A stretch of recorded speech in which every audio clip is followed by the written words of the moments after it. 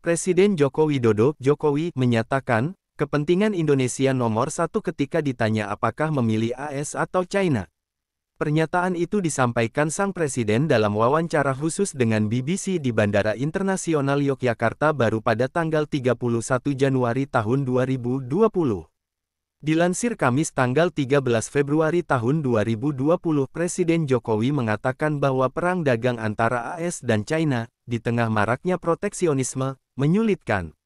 Dia menuturkan menyikapi konflik perdagangan itu, Indonesia memilih ekonomi terbuka yang penuh dengan persaingan dan kompetisi.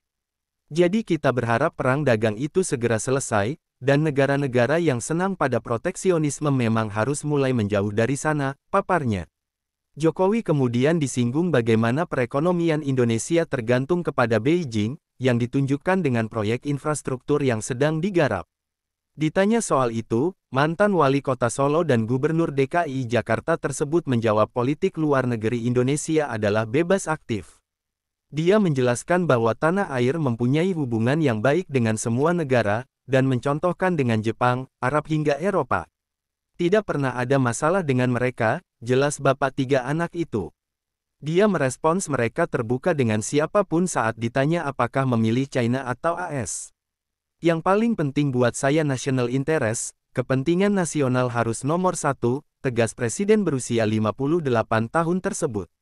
Dengan China, kepentingan nasional nomor satu, dengan Jepang kepentingan nasional nomor satu, dengan Amerika kepentingan nasional nomor satu, paparnya.